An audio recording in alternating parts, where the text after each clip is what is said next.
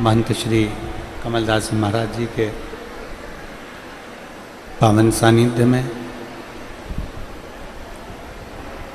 भगवान शिव की कृपा से कथा मंडप में विराजमान सभी संत, साधु, गुरुजन, ब्राह्मण जन, तपस्वी जन,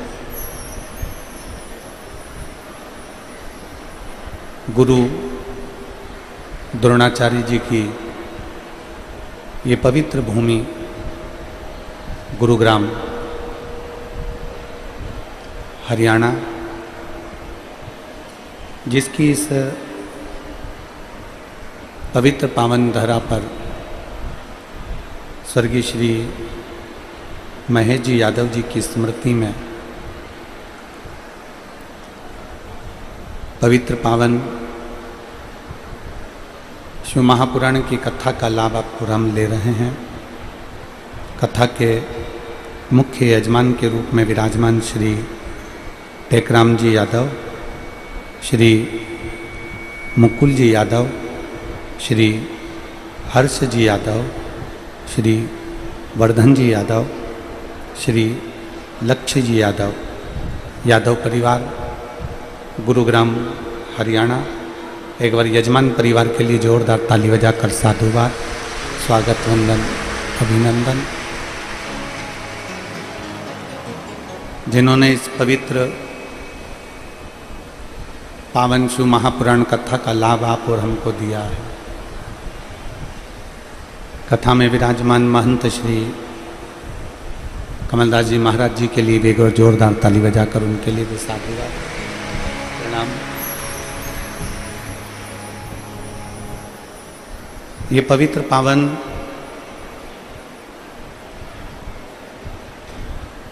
भादों के महीने में आप और हमको यदि ये शिव महापुराण की कथा श्रवण करने का सौभाग्य प्राप्त हुआ है, तो कहीं ना कहीं भगवान देवाधिदेव महादेव की कृपा, करुणा गुड़गांव वालों पर, गुरुग्राम वासियों पर हुई है। अभी श्री वर्धन जी यादव जी बता रहे थे कि गुरुग्राम के इस गुड़गांव के कई शिव भक्त इस शिव महापुराण की कथा का बहुत सालों से इंतजार कर रहे थे।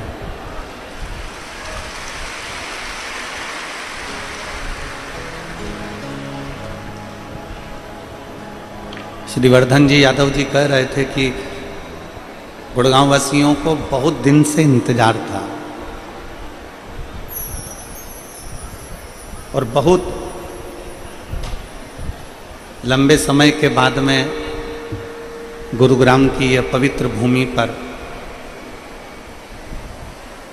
ना जाने कौन सा पुण्य यादव परिवार ने किया और ना जाने कौन सा पुण्य ये गुड़गांव वासियों ने करा, जो ये भादों के महीने में शिव महापुराण की कथा में।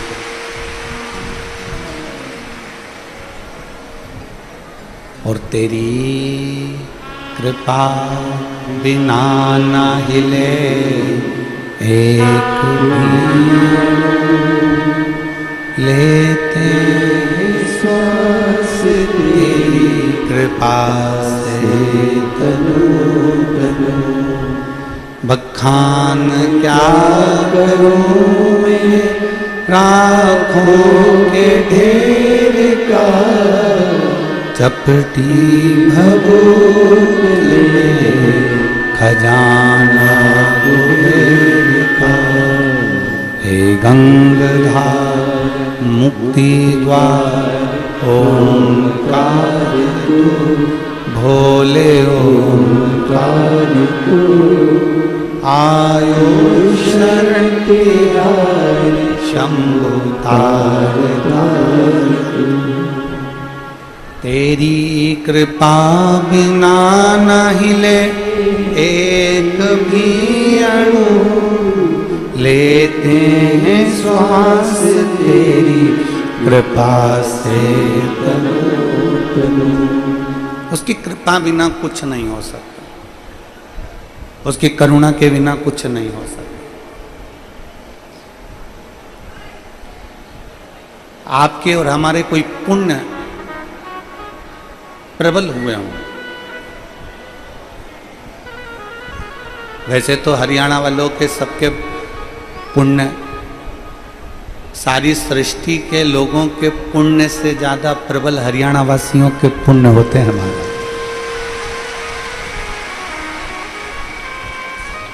उसका एक कारण है कि भगवान कृष्ण ने गीता का अगर ज्ञान दिया है तो हरियाणा की इस पवित्र धरा से दिया है, पवित्र भूमि से। और जिस भूमि पर आप और हम कथा सुन रहे हैं, गुरुग्राम की भूमि, गुड़गांव की पवित्र धरा, इस गुरुग्राम की भूमि ने सिखाया था अर्जुन को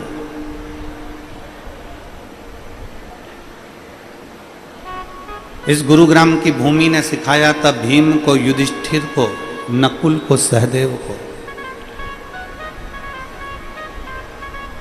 इस गुरुग्राम की भूमि ने, इस गुड़गांव की भूमि ने सिखाया था गुरु द्रोणाचार्य के माध्यम से कि अर्जुन, वृक्ष पर बैठा हुआ तोता दिख रहा, पर उसमें सबसे मुख्य दिखने वाली चीज क्या है? और इसी गुरुग्राम की भूमि से अर्जुन ने कह दिया था कि मुझे उस पक्षी की आंख नजर आ रही है। गुरु द्रोणाचार्य जी ने कह दिया था कि अपने लक्ष्य को देखो, बस अपने को अपना लक्ष्य देखना, अपने को अपना लक्ष्य नजर आना चाहिए, अपने को अपना लक्ष्य सम्मुख दिखना चाहिए, सामने नजर आना चाहिए। और वो लक्ष्य गुरुग्राम की इस पवित्र भूमि से गुरु द्रोणाचार्य जी ने अर्जुन को दिखा दिया। शिव महापुराण की कथा कहती है ऐसा ही लक्ष्य आपका और हमारा हो कि हम अपने लक्ष्य को देखें। पर दुनिया की जो रीति होती है, दुनिया का जो नियम होता है, दुनिया का जो क्रम होता है, वो अपने लक्ष्य को ना देखकर दुनिया का लक्ष्य देखते हैं।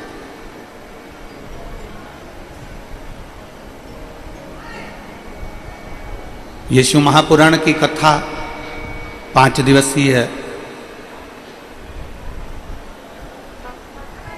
हरतालिका फुलेरा शिव महापुराण की कथा गुरुग्राम से आप और हम श्रवण करेंगे। श्री वर्धन जी यादव जी ने कहा कि 3 तारीख से कथा प्रारंभ हो रही है, 7 तारीख तक चलेगी। और 3 तारीख का उन्होंने महत्व समझाया कि त्रिपुंडधारी, त्रिशूलधारी, त्रिलोकी के नाथ,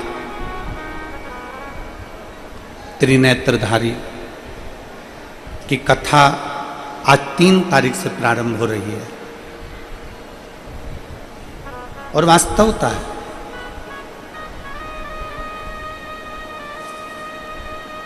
तीन चीजें हमारे सम्मुख में आती हैं।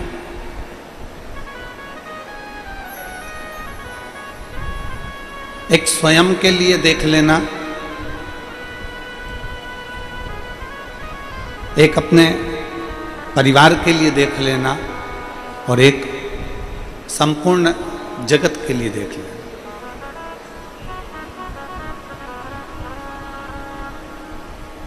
एक स्वयं के लिए देखना, एक परिवार के लिए देखना, और एक संपूर्ण जगत के लिए देखना। 3 चीजें हैं।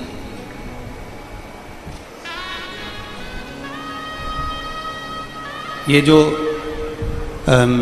वर्धन यादव जी सीहोर जब आए तो माता जी उनके साथ में थी, बहू रानी उनके साथ में थी, उनके साथ में और भी परिवार के लोग थे। तो समिति के लोगों ने उनसे पूछा वर्धन जी से कि माता जी भी साथ में थी कि ये कथा आप गुरुग्राम में ले रहे हो, गुड़गांव में ले रहे हो, तो वहाँ इतनी बड़ी जगह तो होगी नहीं, व्यवस्था करना बड़ा कठिन पड़ता है बड़ी बड़े शहरों में, बड़ी बड़ी सिटियों में। तो ये कथा में लाखों लाखों भक्त आते हैं, कैसे व्यवस्था होगी?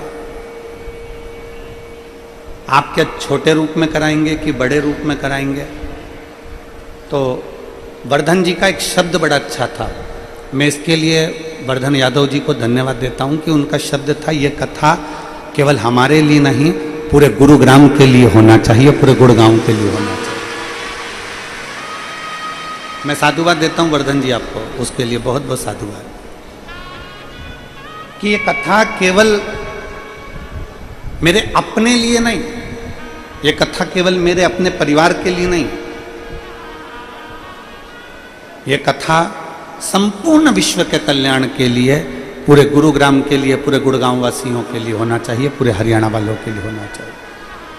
3 चीजें मेरे शंकर की पवित्र कथा कहती है कि 3 चीजें अपनी जिंदगी में होती है। एक, अपना भला सोचना, दूसरा अपने परिवार का भला सोचना, और तीसरा संपूर्ण क्षेत्रवासियों का, संपूर्ण देशवासियों का, संपूर्ण क्षेत्रवासियों का कल्याण सोचना।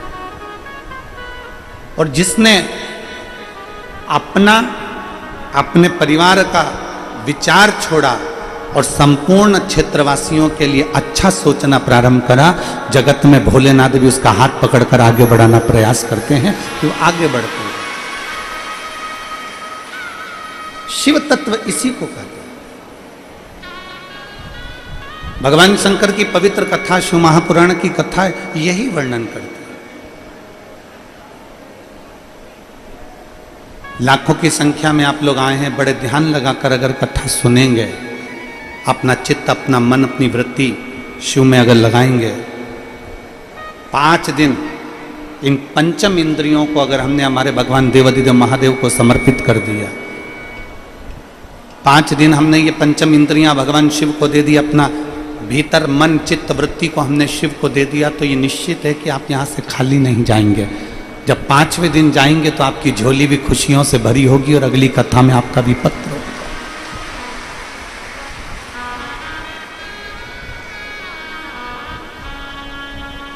बोल बम का नारा है, जरा जम के बोलो, बोल बम का नारा है, सारी समस्या का हल,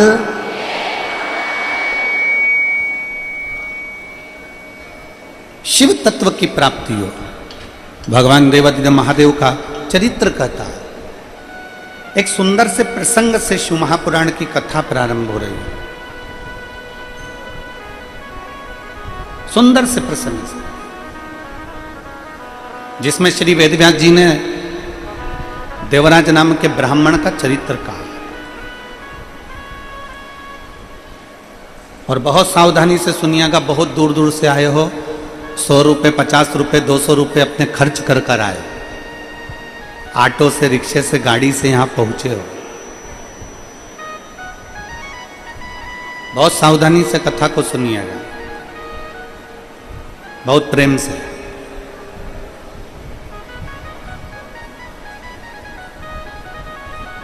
एक देवराज नाम का ब्राह्मण का चरित्र कहा गया।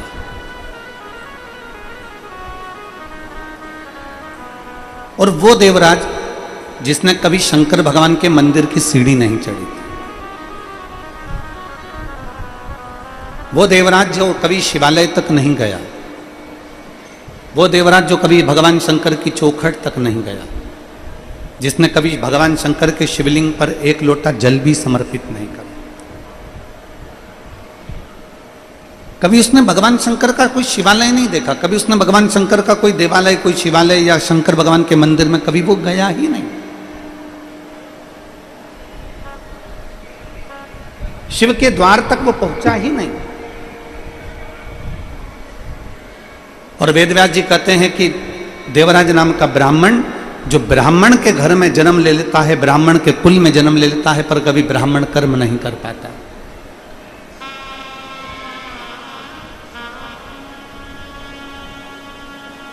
एक ब्राह्मण के घर में जन्म ले लेना, ब्राह्मण के कुल में जन्म ले लेना और ब्राह्मण के घर में जन्म लेने के बाद भी अगर वो ब्राह्मण कर्म नहीं कर पाया तो उसका ब्राह्मणत्व कोई मतलब का नहीं।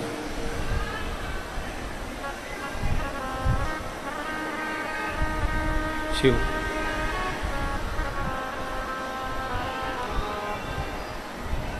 ब्राह्मण के घर में जन्म ले लेना, ब्राह्मण कुल में जन्म ले लेना और ब्राह्मणत्व ना कर पाना तो फिर ये सोचनीय है। और शंभु शरने पड़ी मांगू घड़ी रे दुख काटो दया करीन दर्शन ओ शंभु शरने मांगू घड़ी रे दुख काटो दया करीन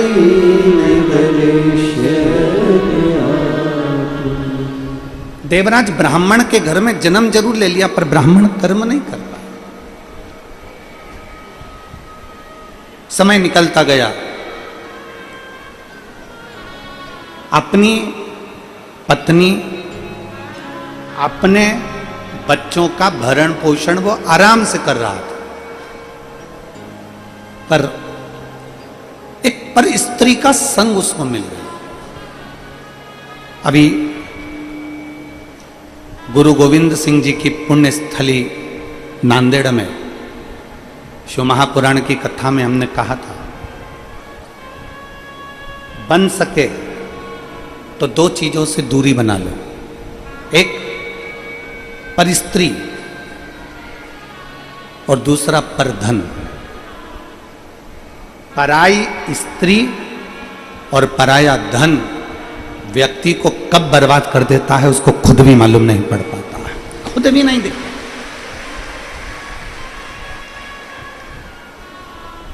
दो से दूरी बना लो।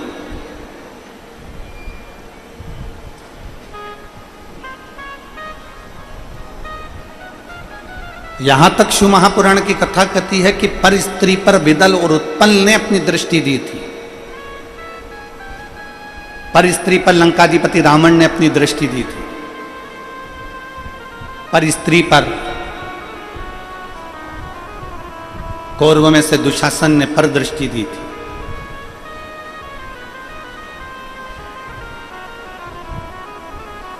पर स्त्री को यदि हम गलत विचार से भी अगर देख लेते हैं, गलत दृष्टि से भी देख लेते हैं तो हमारा जीवन नाश होने में देरी नहीं लगती। दो चीजों से दूरी बनाओ, एक पर स्त्री और पर धन। ये दोनों बर्बाद करने वाले, ये दोनों नष्ट करने वाले।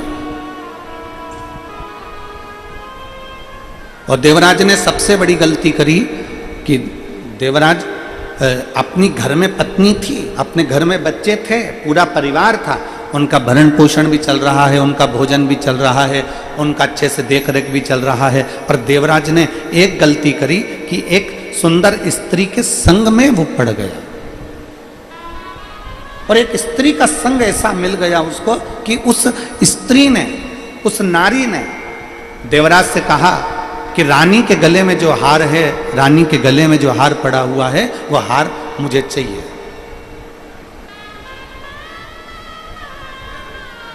रानी के गले में जो हार पड़ा हुआ है वो मुझे चाहिए। बस एक पराई स्त्री के कहने पर वो हार लेने के लिए गया और दूत उसके पीछे पड़ गए और वो चोरी का धन लेकर जा रहा था, शरीर में ताप पड़ गया और चोरी के धन को लेकर वो शिवालय तक पहुंच गया। अब देखो जरा विचार करिएगा, जिसने कभी शंकर का मंदिर नहीं देखा, कभी शिवालय नहीं देखा, कभी शिव का द्वार नहीं देखा, कभी शंकर की चौखट नहीं देखी, कभी शंकर भगवान के शिवलिंग पर एक लोटा जल नहीं चढ़ाया, अनायास अचानक वो घूम फिर कर अगर कहीं से भी शंकर के चौखट तक जा रहा है, शंकर के दरवाजे तक जा रहा है, तो ये अंदाजा लगा कर रखना कि ये वो नहीं जा रहा, उसने, उसके पूर्वजों ने, उसकी 71 पीढ़ी में किसी ने अगर भगवान शंकर की आराधना करी होगी तो उस आराधना का फल ये रहा कि वो शंकर की चौखट तक अंतिम समय में पहुंच ही गया। ये उसकी आराधना का फल।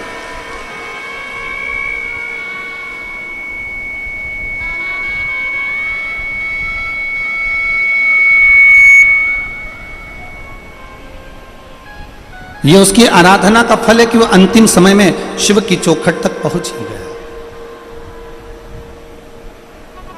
और तेरी कृपा बिना न हिले एक भी अणु, लेते हैं श्वास तेरी कृपा से। ये उसकी कृपा, ये उसकी उदारता।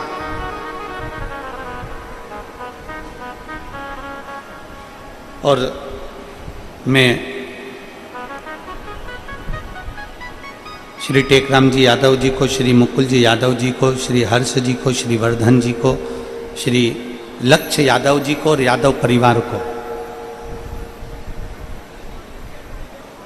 मैं आज बहुत बहुत धन्यवाद देता हूं इस चीज के लिए कि आप अगर ये शिव महापुराण की कथा करवा रहे हैं, आपका तो पुण्य प्रबल हुआ ही है, पर आपके घर के माता पिता, दादा दादी और उनके भी कोई पूर्वज रहे हों, उनके पुण्य जब प्रबल हुआ होगा। वो कहते हैं कि छोटी सी गुल्लक जब बच्चा भरता है तो कोई गिफ्ट लेकर आता है, उसी तरह जब भगवान शंकर की कृपा होती है और कहीं हमारे पुण्य की गुल्लक भराती है, तब जाकर ये शिव महापुराण की कथा अपने परिवार में और अपने गांव में हो पाती है।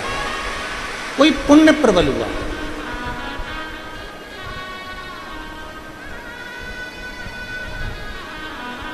बिना पुण्यता का कुछ भी नहीं मिल सकता।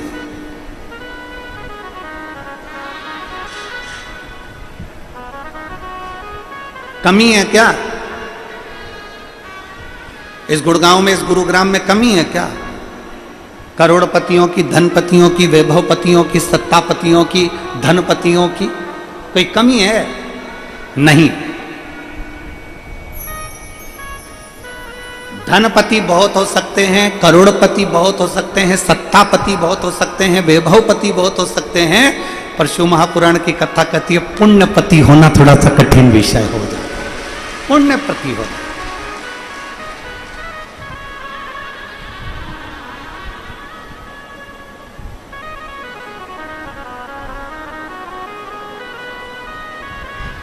स्वयं खा लेना सुकृति है, छुड़ाकर खा लेना विकृति है, और बांट कर खाना ये मेरे भारत देश की संस्कृति है। ये मेरे भारत देश की संस्कृति है।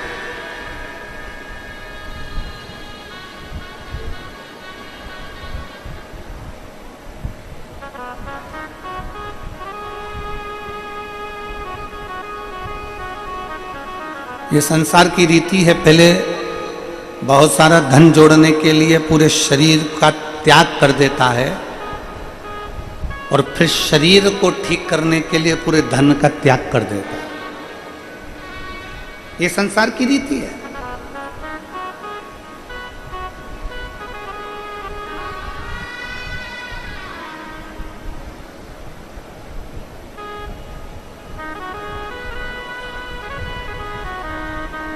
कल हम जब यहाँ गुरुग्राम में पहुँचे यादव जी के घर पर, तो उसके पहले हम गोवर्धन नाथ जी की परिक्रमा करने के लिए गए। आते आते तो परिक्रमा करते करते वहाँ एक आवाज़ गूंज रही है, उसको परिक्रमा करते करते वहाँ पर एक माता जी से मिलना हुआ। तो वो माता जी बोल रही थी कि गुरुजी,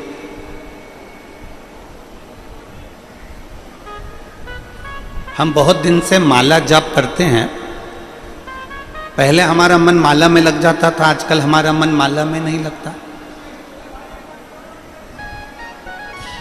हमने कहा माता जी, जिसका मन माल में लग जाता है तो माला में नहीं लग पाता। और जिसका मन एक बार अगर माला में लग गया तो फिर दुनिया के ठाट में और दुनिया के वैभव में नहीं लग पाता है। दोनों में अंतर है, दोनों में अंतर। माला जपते जपते जपते जपते तुम्हारा ध्यान भटक सकता है, माला जपते जपते तुम्हारा चित्त भटक सकता है, पर जीजियों, ए मेरी हरियाणा की ताइयों और मेरे हरियाणा के ताऊ, मेरी जीजियों, मेरे जीजाओं, बेटियों बेटाओं, मेरी माताओं, मेरे भाई, विचार कर कर बताना, माला जपते जपते ध्यान भटक सकता है, पर नोट की गड्डी गिनते गिनते ध्यान भटकता है क्या? अरे बोलो तो जरा जम के, अच्छे से बोलो जरा। भटकेगा। और अगर भटक भी गया ना, पति ने कहा, सुनो, पति ने कहा पूरे 100 नोट हैं और तुमने जो गिनने बैठी और गिनते गिनते उसमें 99 निकले। जो 99 निकले तो पति से कहा इसमें तो 99 नहीं, मैंने 100 दिए हैं, गिन फिर से। अब की बार उतने और पहले जितनी लगन नहीं लगी थी ना, उससे दुगनी लगन में उसने नोट गिनना चालू करा। फिर गिनी 1 2 3 4 5 6 और फिर लगन से नोट गिने। और जो लगन से गिने, गिनने में उसने फिर कह दिया नहीं 99। पति ने कहा हो ही नहीं सकते, मैंने 100 दिया। इतने में पत्नी ने कहा तुम गिन ले, ले तू गिन, ले पकड़, गिनो तुम। और पति ने जो गिनना चालू करा कि जरा गिनो अच्छे से, तो पति ने फिर गिना तो वास्तव में वो 99 नोट थे। पति ने अपनी पत्नी से कहा कि मैंने 1 नोट तुझे कम दिया था, पर सत्य मायने में तू नोट तो बड़ी लगनता से गिनती है, ये सिद्ध हो गया है, बड़ी लगनता से। माला के मन के गिनना, मन भटक सकता है। माला के मनकों से मन भटक सकता है, और नोट की गड्डी से मन नहीं भटकता। शिव महापुराण की कथा कहती है, जितना चित्त लगाकर तुम किसी कार्य को करते हो, जितना चित्त लगाकर तुम कोई कार्य करना चाहते हो, उस चित्त के साथ में जब तुम परमात्मा को पाने की भी लगनता, परमात्मा को पाने का भी लक्ष्य निश्चित करते हो, तो एक ना एक दिन मेरा विश्वनाथ, मेरा शंभु त्रिकालदर्शी तुम्हारे सामने आकर खड़ा जरूर हो जाता है। एक निश्चितता में लक्ष्य बनाओ। नोट गिनते समय जैसे तुम्हारा चित्त केंद्रित है,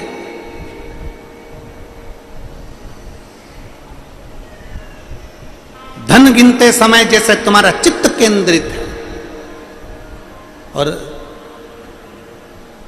डेंटिंग पेंटिंग करते समय तुम्हारा दर्पण के सामने चित्त केंद्रित है, जरा सी भी गड़बड़ी नहीं होना चाहिए, एकदम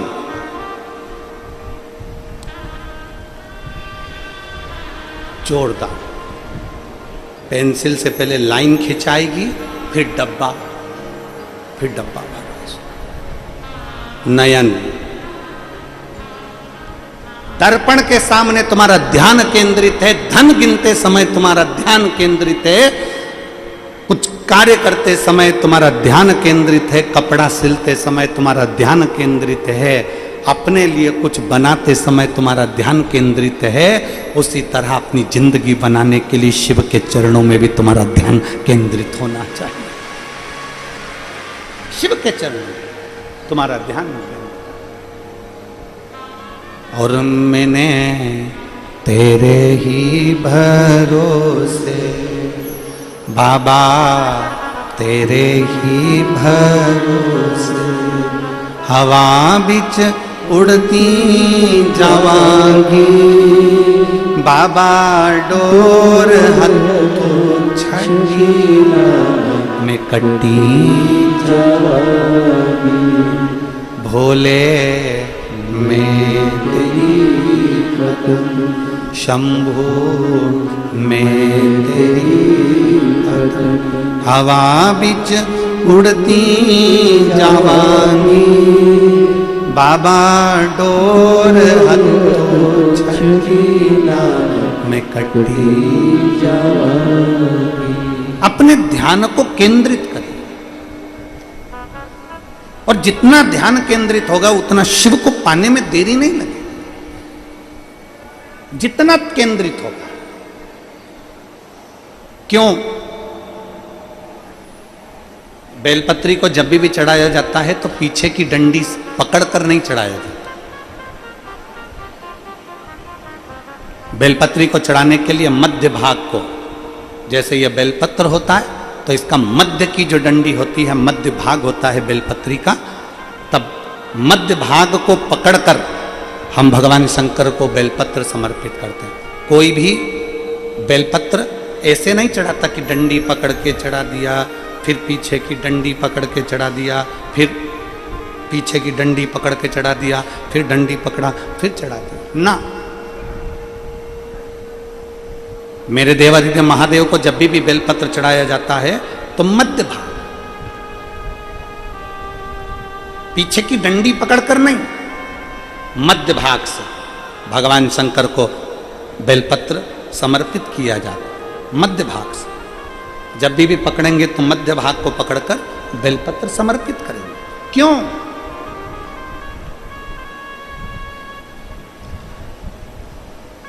क्योंकि हमने भगवान शिव को मध्य भाग पकड़कर इसलिए समर्पित करा कि ये केवल बेलपत्र का मध्य भाग नहीं है मेरे शंभू, मेरे हृदय के मध्य भाग को मैं आपके चरणों में समर्पित कर रही हूं। मेरा दिल, मेरा हृदय, मेरा चित्त मैं आपको दे रही हूं। मध्य भाग,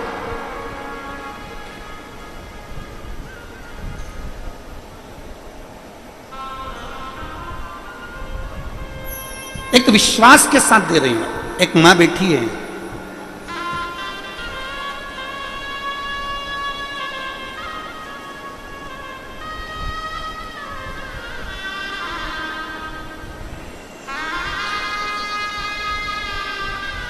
मैं रेणु चौहान, मेरे पति का नाम संदीप चौहान, जसपुर उधम सिंह नगर उत्तराखंड की निवासी हूं। कहीं बैठी हो तो हाथ हिला सकती हैं। अगर कहीं बैठी हो तो हाथ हिला सकती हैं।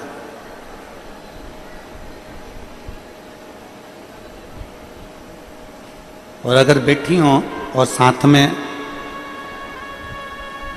बच्चा आया है तो उसको लेकर आ भी सकती हैं। कहीं बैठी हो तो हाथ हिला सकती हैं, और अगर बच्चा आया हो साथ में तो उसको लेकर आ सकती हैं।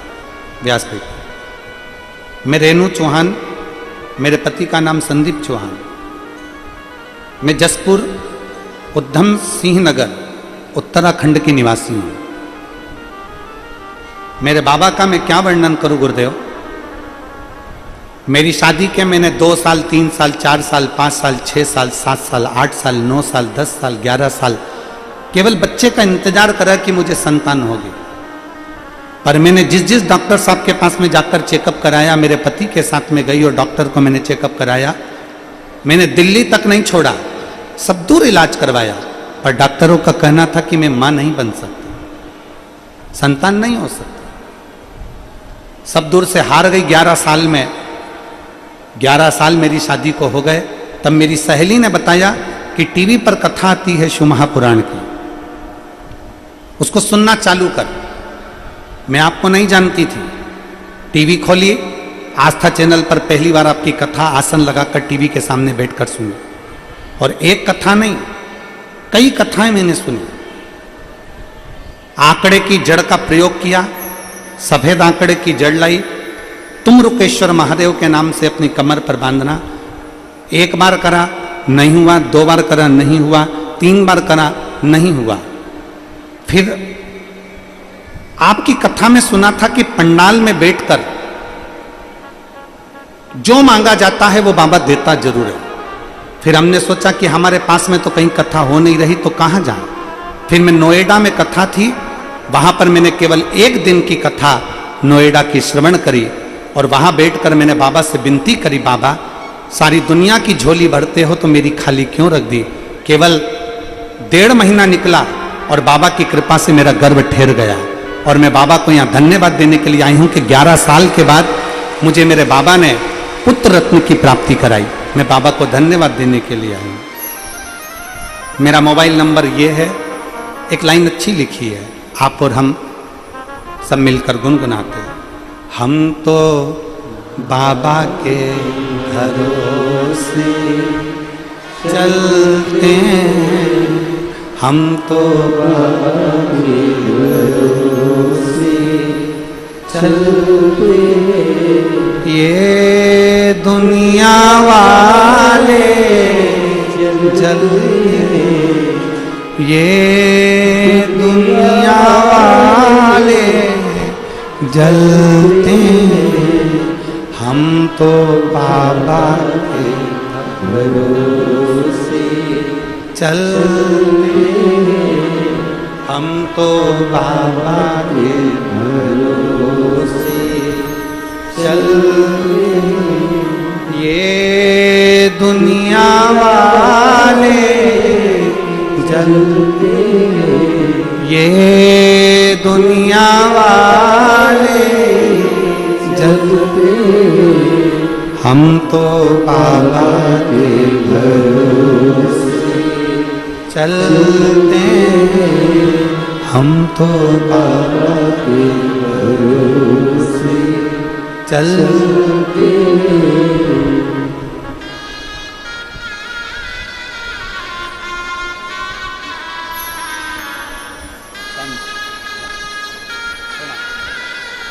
प्रणाम करो, प्रणाम करो।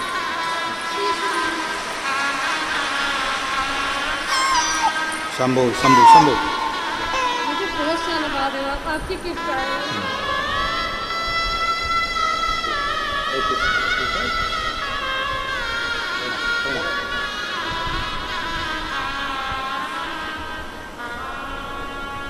पाँच साल, 6 साल, 7 साल, 8 साल, 10 साल, 11 साल इंतजार करती रही, पर संतान का सुख नहीं।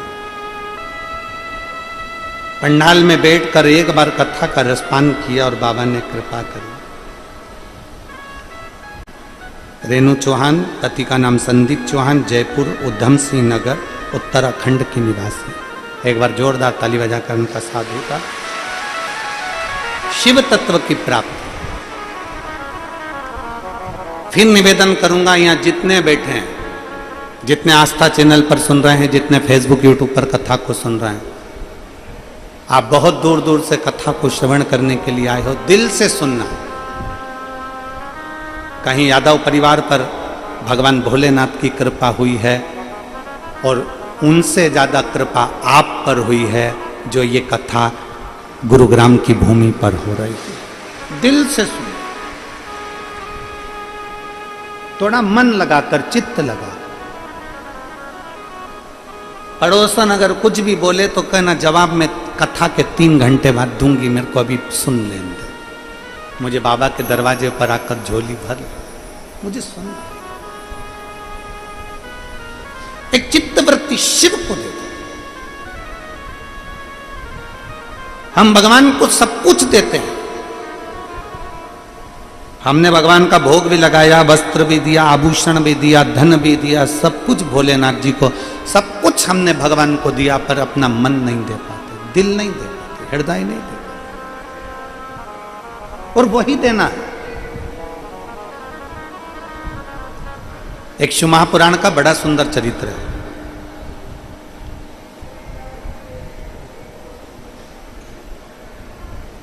एक सेठ जी के घर में संतान का सुख नहीं था। बड़ा सुंदर प्रसंग है।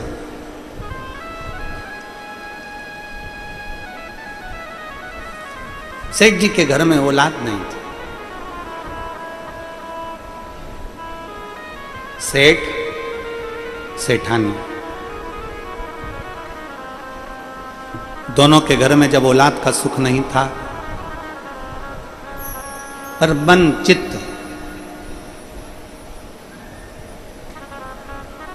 कभी ना सेठ जी का चित्त ना सेठानी का चित्त कभी भी भगवान की ओर नहीं गया। दोनों के घर में औलाद नहीं, पर संतान का सुख नहीं है, पर दोनों का चित्त कभी शिव जी की ओर नहीं गया, कभी नहीं। कभी कभी जीवन में ऐसी घड़ी आती है जब बहुत चिंता भी व्यापने लगती है ना, बहुत टेंशन भी आ जाता है ना, तो भी लोगों का मन भगवान की ओर नहीं जा पाता। कई बार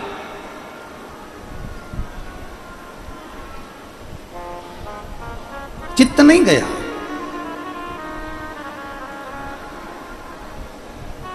सेठ कभी किसी गौ माता को एक रोटी ना देता, सेठ कभी किसी भूखे को भोजन नहीं कराता, कभी किसी प्यासे को पानी नहीं पिलाता, कुछ भी नहीं।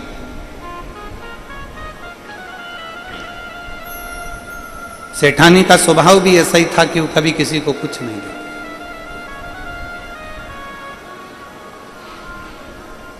हमने पहले भी एक कथा में कहा है, पति भगवान का भजन करने वाला मिले और पत्नी भी भगवान का भजन करने वाली मिले तो समझ लेना कि बड़ी कृपा तुम्हारे पितरों की और तुम्हारे पूर्वजों की हुई है। मान लो पति पत्नी में से पति भगवान का भजन करने वाला मिले और पत्नी भगवान का भजन करने वाली नहीं मिले तो भी समझना कि भगवान की कृपा। मान लो पति भगवान का भजन ना करे और पत्नी भगवान का भजन करे तो भी मान लेना कि भगवान की बड़ी, बोलते जाओ जल्दी जल्दी, कृपा।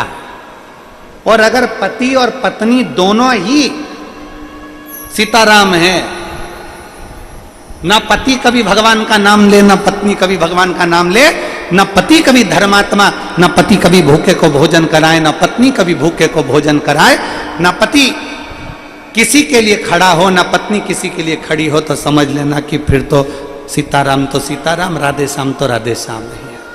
समझ मुश्किल।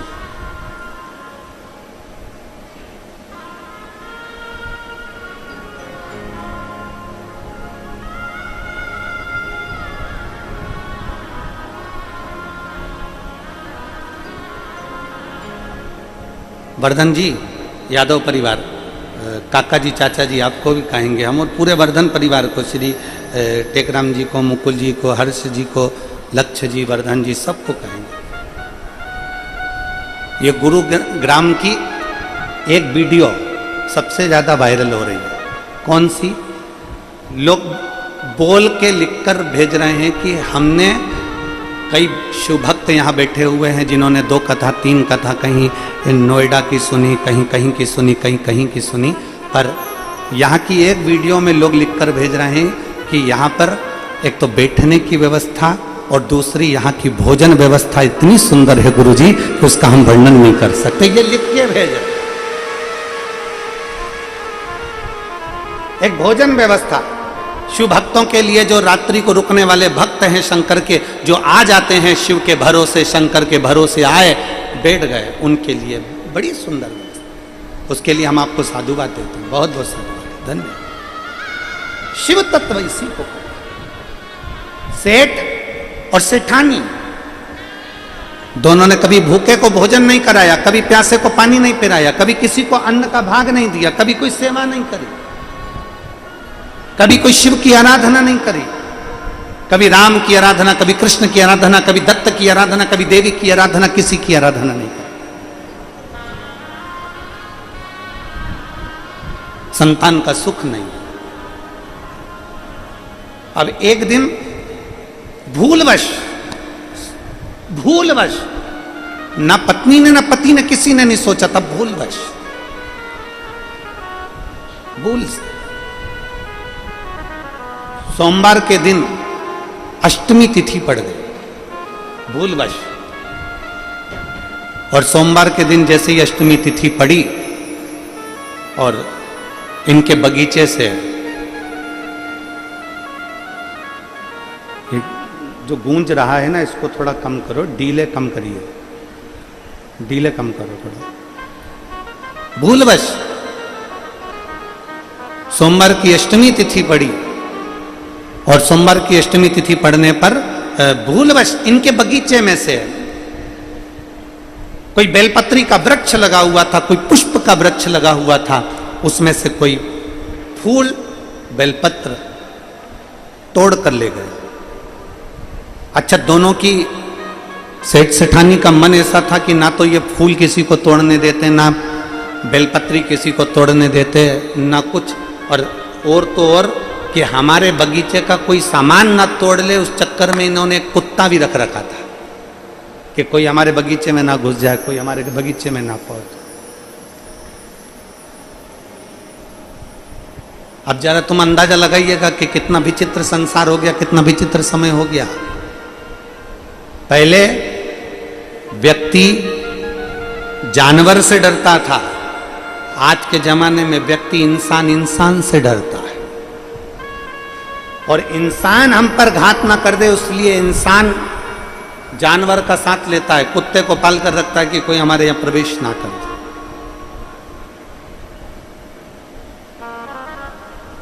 सेठ सेठानी के बगीचे में से कोई ने बेलपत्र निकाल ली, कोई ने पुष्प ले लिया और ले जाकर, सोमवार की अष्टमी थी, अंदाजा नहीं लग पाया, ध्यान नहीं रख पाया, और सोमवार की अष्टमी के दिन भूलवश, इनको नहीं ध्यान में, कोई दूसरे ने तोड़ा, दूसरे ने लिया और शंकर जी के मंदिर में जाकर वो बेलपत्री और पुष्प समर्पित कर दिया। जैसे ही बेलपत्री और पुष्प समर्पित हुआ, हमने पहले भी कथा में कहा है कि सोमवार की अष्टमी के दिन भूल से भी अगर एक बेलपत्र, एक श्वेत पुष्प शंकर भगवान को समर्पित हो जाता है, तो ये मानकर चलें कि आपने कुछ मांगा भी नहीं तो भी शंकर भगवान देने के लिए आपके दरवाजे पर पहुंच जाए। भूलवश सोमवार की अष्टमी के दिन अगर भूलवश भी अगर हमारे हाथ से एक बेलपत्र, एक पुष्प शिव को समर्पित हो जाए, तो समझ लो कि कहीं शंकर की उदारता, कहीं शिव की कृपा।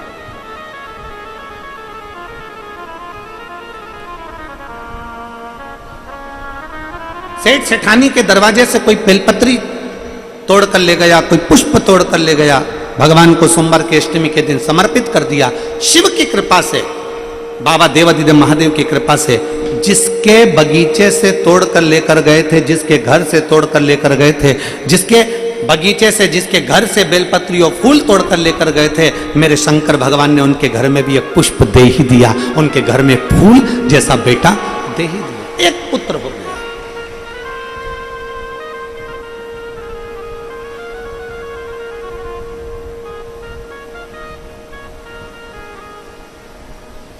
एक फूल जैसा बेटा उनके घर में जन्म ले लिया, जिसका नाम वज्र सुमन हुआ।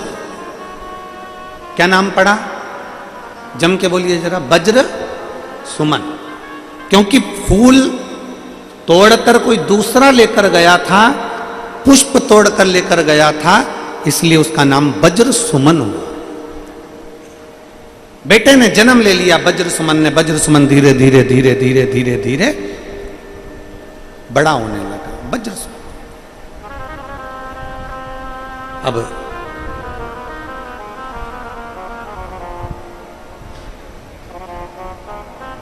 वज्र सुमन धीरे धीरे धीरे धीरे बढ़ने लगा। बढ़ते बढ़ते शंकर भगवान के प्रसाद के द्वारा हुआ था, इसलिए वज्र सुमन शिव का भक्त थे। पिताजी दुकान पर लगाते, वज्र सुमन दुकान पर नहीं जाता। पिताजी काम से भेजते, वज्र सुमन हाथ में जल का पात्र लेकर शिव के पास चले गए। शिव भक्ति में डूबने लगा, शिव भक्ति में तल्लीन हो गया। बड़ा उत्साह उसके अंदर रहता, बड़ा उत्साह, बड़ा उत्साह। ओ भोला सब दुख काटो शिव शंकर जपो तेरी माला, भोले बाबा जपो तेरी माला, भोला सब दुख काटो हमारा। ओ भोला सब दुख काटो हमारा। वेश मंगल मंगलकारी, वेश मंगल शमशान निवासी हमारा, शमशान निवासी हमारा, ओ भोला सब दुख काटो हमारा, ओ भोला सब दुख काटो हमारा। भगवान शिव की कथा कर रहे हैं, देवादिदेव महादेव का चरित्र कह रहा, शिव महापुराण की कथा वर्णन कर रहे हैं, शिव तत्व कह रहा। वज्र सुमन बड़े हुए, उनका विवाह एक सेठ की कन्या मंदाती के साथ हो गया। सोमवार की अष्टमी पर चढ़ाए गए बगीचे के पुष्प से इसको पुत्र की प्राप्ति हो गई। सेठ को बेटा हो गया वज्र सुमन और उसका विवाह हो गया मंदाती के साथ, विवाह हो गया। पर मंदाती, वज्र सुमन तो शिव जी की आराधना में लगे रहते, वज्र सुमन तो भगवान शंकर की भक्ति में डूबे रहते, वज्र सुमन तो भगवान शंकर की अविरल भक्ति में लगे रहते, पर मंदाती का मन शिव तत्व में लगता ही नहीं। अभी आपको कथा में कहा कि पति अगर भजन करने वाला है और पत्नी अगर भजन नहीं करती तो भी भगवान की कृपा समझो, पत्नी भजन करे और पति ना करे तो भी भगवान की कृपा समझो, और पति पत्नी दोनों ही भगवान की भक्ति ना करे तो समझ लो फिर सीताराम जी है। पर कृपा देखिए शिव की, वज्र सुमन भगवान की भक्ति करता है, मंदमती मंदाती कभी भगवान की भक्ति में नहीं लगी। मंदाती शिव भक्ति करती ही नहीं। और फिर निवेदन है मेरी हरियाणा की जीजियों से, मेरे जीजाओं से, मेरी बेटियों से, बेटाओं से, माताओं से, मेरे भाइयों से, तुम्हारे मन में कभी ये मत लेकर आना कि मैं मंदिर जाती हूं मेरी देवरानी नहीं जाती, मैं मंदिर जाती हूं मेरी जेठानी नहीं जाती, मैं मंदिर जाती हूं मेरी बहू नहीं जाती, मैं मंदिर जाती हूं मेरा बेटा नहीं जाता, मैं मंदिर जाती हूं मेरा पति नहीं जाता। कभी तुम्हारे मन में यह भाव लेकर मत आइए, कभी यह भाव लेकर मत आओ, बल्कि भगवान शंकर के मंदिर में एक लोटा जल चढ़ाते चढ़ाते ये जरूर कहना, प्रभु ऐसी कृपा जरूर करना कि जो मंदिर नहीं आ रहे हैं एक दिन तेरी कृपा से वो भी शिवालय आना प्रारंभ कर दे, शंकर को जल चढ़ाना प्रारंभ, इतनी कृपा जरूर कर। और तेरी कृपा बिना न हिले एक तू कृपा करेगा तो सब कुछ हो सकता है, तू करुणा करेगा तो सब कुछ हो सकता है, तू दया करेगा तो सब कुछ हो सकता है, तू कृपा कर।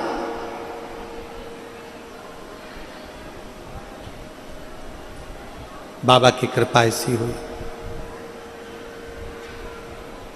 आज मंदाती के मामा जी ने अपनी भांजी और अपने भांजा दामाद दोनों का भोजन प्रसाद रखा, दोनों के लिए निमंत्रण आया और दोनों के लिए भोजन की व्यवस्था करी गई मामा जी के यहां। बहू ने कहा, मंदाती ने अपने पति से कहा, सुनो मेरे मामा जी के यहां भोजन है, आपका और मेरा, आप भांजी दामाद हो, आपका और मेरा दोनों का भोजन है, चलिए चलो। पति ने मना करा, देखो आज मैं नहीं जा सकता, आज मेरा मन नहीं है जाने का, मैं नहीं जाऊंगा, आज मैं नहीं जाऊंगा। पर पत्नी तो पत्नी थी, थोड़ी जिद पे अड़ गई।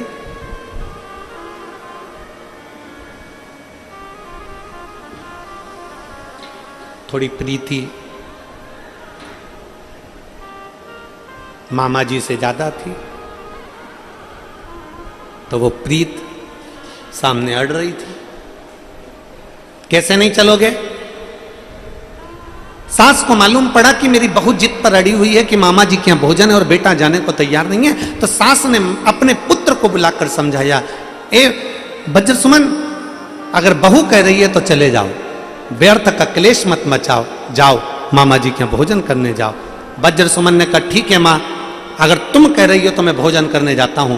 वज्रसुमन और मंदाती दोनों भोजन के लिए जाने लगे। चलते चलते बीच राह में मंदाती ने बहती हुई खूब अच्छी उफनती हुई नदी को देखा और देखते से ही पत्नी का मन लगा। मंदाती ने कहा, देखो आज और आप और हम कभी भ्रमण के लिए नहीं निकले, आप और हम कभी घूमने के लिए नहीं निकले। आज पहली बार मैं मामा के यहाँ जा रहे हैं, बीच में ये नदी पड़ी है, क्यों ना अपन स्नान करें, क्यों ना अपन स्नान करें। पति ने मना कर दिया, वज्रसुमन ने, मैं नहीं नहाता, मैं स्नान नहीं करता। पत्नी जिद पे अड़ गई, मुझे तो स्नान करना है और तुम्हें भी मेरे साथ स्नान करना पड़ेगा। वज्रसुमन ने अपनी पत्नी से कहा, सुनो मंदाती, मुझे तैरना नहीं आता, मुझे तैरना नहीं आता। मंदाती,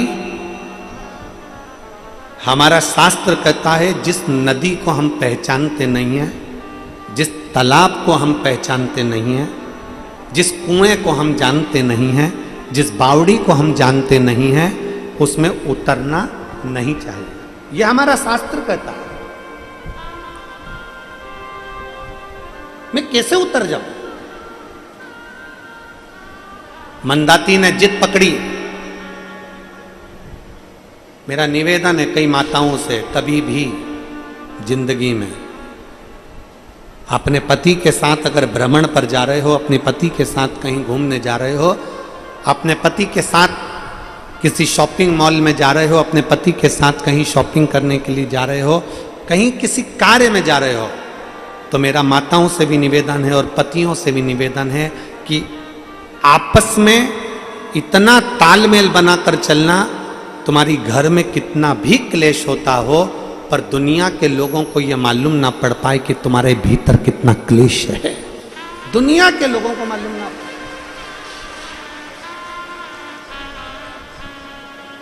इतना तालमेल बनाकर चलिएगा, इतना तालमेल।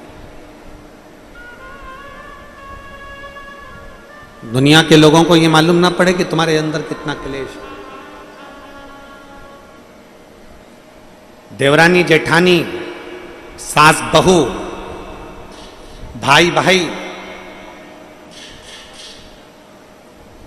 माता पिता बच्चों के बीच में वो तालमेल होना चाहिए कि घर में कितना भी क्लेश हो पर सामने वालों को मालूम ना पड़े कि हमारे अंदर क्या चल रहा है, क्लेश क्यों है, कैसा है, सामने वालों को मालूम ना पड़े।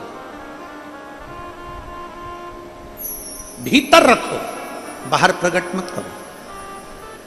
शिव महापुराण की कथा कहती है, भगवान शंकर के पुत्र षडानंद कार्तिकेय जी को क्रोध आ गया था। क्यों? क्योंकि गणेश जी महाराज को प्रथम गिनती में रखा गया और षडानंद कार्तिकेय को उसका कोई फल नहीं मिला। क्रोध आ गया। षडानंद कार्तिकेय को जब क्रोध आया, देवताओं ने आकर देखा कि षडानंद कार्तिकेय को क्रोध आ रहा है और क्रोध में षडानंद कार्तिकेय श्री शैलम पर जाकर विराजमान हो गए।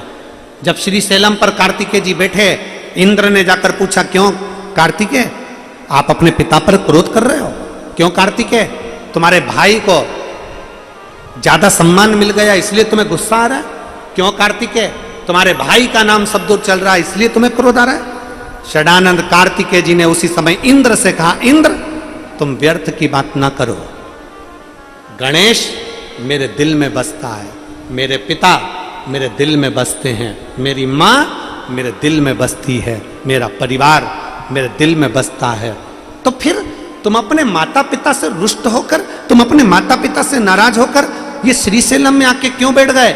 षडानंद कार्तिकेय ने कहा, अगर मैं घर में रहता तो मेरे माता पिता मुझे तप साधना नहीं करने देते, वो कहते कि तुम्हारे बत्तल की, तुम्हारे हिसाब की तप साधना मैं कर रही हूं।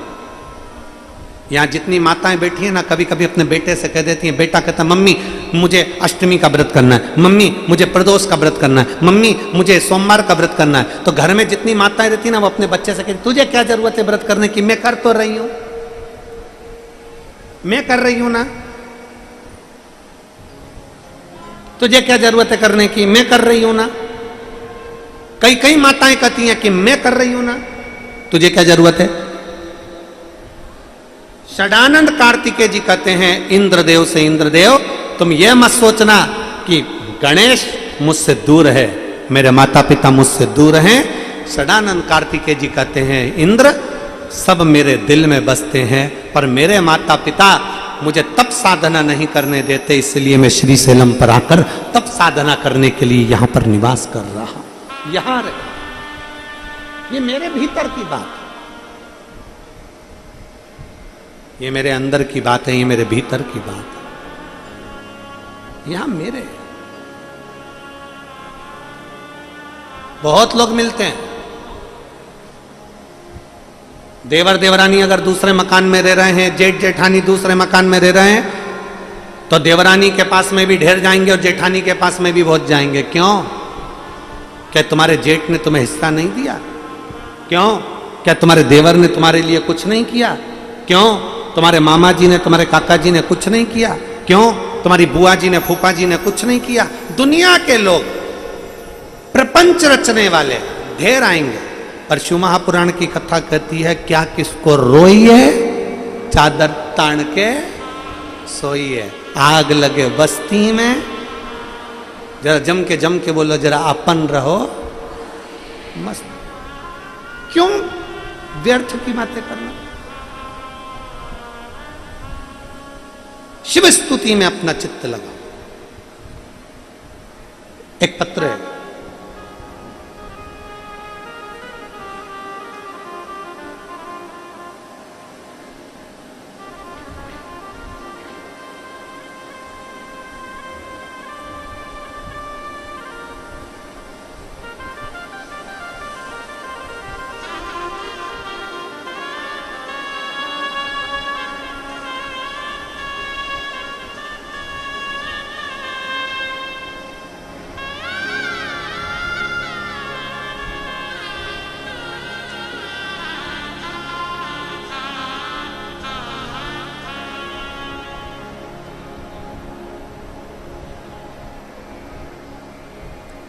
मैं संतोष कसारिया, मेरे पति का नाम राजेश कसारिया। कहीं बैठे हो, मेरा मोबाइल नंबर ये है। पत्र को आप लोग एलईडी पर आस्था चैनल पर भी पढ़ सकते हैं। एलईडी पर आस्था चैनल पे पत्र चलता है, आप उसको पढ़ सकते हैं। कहीं बैठे हो तो हाथ हिला सकती हैं, और अगर बैठी हो तो बेलपत्री लेने के लिए यहां आ सकती हैं। मैं संतोष कसारिया, राजेश कसारिया, हिसार से हूं। हिसार हरियाणा की रहने वाली हूं। मेरा मोबाइल नंबर ये है। मेरे पति के गले में गठान हो गई। दिसंबर 2023 में हमने जगह जगह पर दिखाया, हिसार के हॉस्पिटल में दिखाया, फिर हम लोगों ने बाहर जाकर भी दिखाया। डॉक्टरों ने कहा कि ये गठान का ऑपरेशन होगा और गठान निकालकर जांच होगी। ऑपरेशन का खर्चा पूछा गया तो 3.5 लाख रुपए का खर्चा ऑपरेशन का बताया। हमने डॉक्टर साहब से कहा, डॉक्टर साहब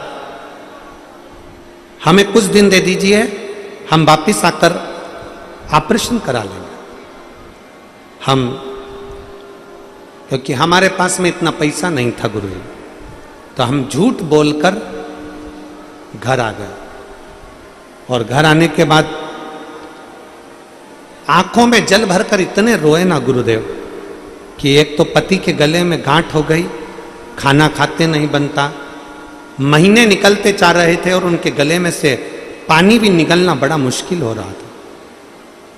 पैसा इतना नहीं था कि ऑपरेशन करा सकें, और डॉक्टर घबरा भी रहे थे कि बीमारी कोई दूसरी है और इसका ऑपरेशन जरूरी है। बड़ी बीमारी कैंसर तक से योग बने, क्या करें? पति के मुख में पानी भी नहीं जा पा रहा था। तभी सब्जी का ठेला चलाने वाला जो तरकारी भेजने वाला, बेचने वाला है, सब्जी बेचने वाला है, उसके यहां से मैं सब्जी खरीद रही थी। उसी ने मुझसे कहा कि बहन जी आप रोज थोड़ा सा सामान लेती हो, क्या बात है? पति को गले में गांठ हो गई है और डॉक्टर ऑपरेशन का बोल रहा है, वो कुछ खा पी नहीं सकते, मैं अकेली क्या लूं? उसके कहने पर मैंने शंकर भगवान को जल चढ़ाना प्रारंभ करा। एक बेलपत्री लेकर आती, उनसे खाते नहीं बनती, उसको पीस कर थोड़ा सा मुंह में दे देती और शिव जी पे चढ़े हुए जल को लाकर उनको पिलाने का प्रयास करती। गुरुदेव, पशुपतिनाथ का व्रत प्रारंभ किया। दुनिया के लोग मुझसे पूछें कि शिव की करुणा क्या होती है। 20 दिन निकल गए। 20 दिन तक रोज शंकर का चढ़ा हुआ जल लाती, उनके मुख में देती, धीरे धीरे धीरे धीरे 2-2 बूंद देती, फिर 4 बूंद देती, फिर थोड़ा कटोरी भर कर देती। धीरे धीरे उनको मुख में पानी जाना चालू हुआ, पानी जाना चालू हुआ। फिर मैंने बेलपत्री खिलाना प्रारंभ करी, बेलपत्री खिलाती। उसके बाद उन्होंने भोजन करना प्रारंभ करा। गुरुदेव, हम डॉक्टर को दिखाने के लिए गए। डॉक्टर ने कहा अब इनके गले में गठान नहीं है, और बाबा ने इनको उस लायक कर दिया कि अब वो भोजन भी कर रहे हैं, पानी भी पी रहे हैं, और मेरे पति बिल्कुल ठीक है। आज मैं बाबा को यहाँ प्रणाम करने के लिए आई। कहीं बैठी हो तो बेलपत्र लेने के लिए आ सकते हैं। संतोष जी कसारिया, राजेश कसारिया हिसार से हैं, मेरा मोबाइल नंबर ये है। एक लाइन अच्छी लिखी है, आप और हम गुनगुना सकते हैं। भोले तेरे चरणों घर धूल जो मिल जाए, भोले तेरे चरणों घर धूल जो मिल जाए, सच कहता हूँ बाबा तकदीर बदल जाए। अगर दिल से, हृदय से शिव तत्व को प्राप्त किया तो शिव क्यों ना सुने।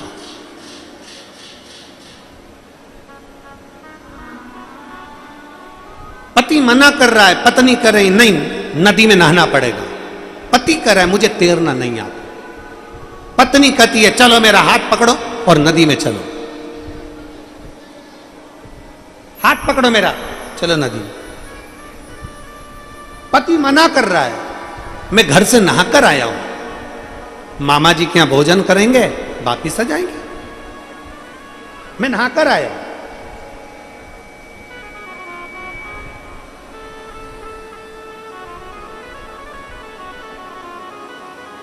हाथ पकड़ो मेरा, चलो चलिए, और चले। पति अपनी पत्नी मंदाती को समझा रहा है, मान ले मेरा कहना, मान ले, मेरे बस का, मेरे बस का नहीं।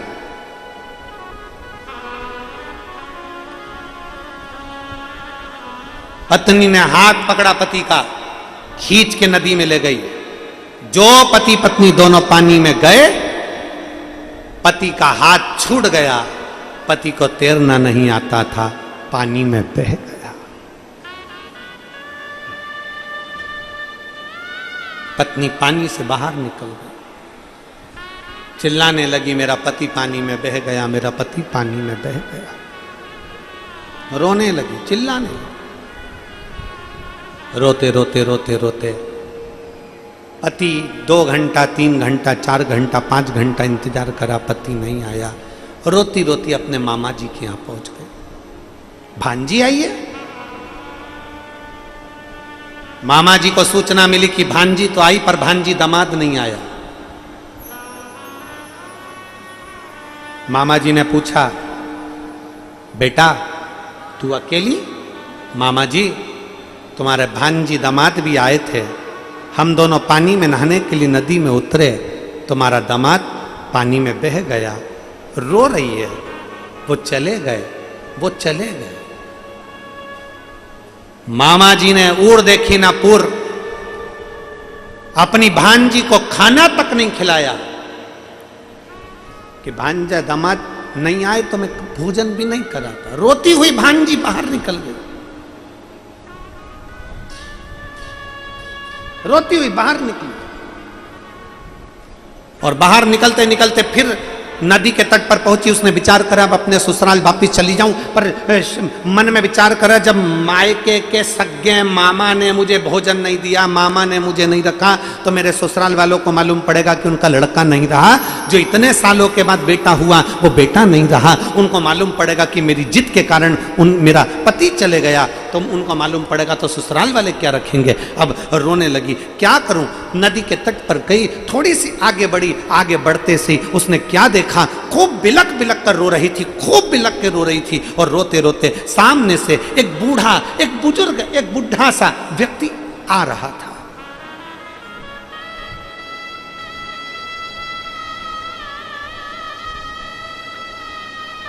घर में, गांव में, नगर में, शहर में, परिवार में एक बुजुर्ग व्यक्ति रहना चाहिए, होना चाहिए।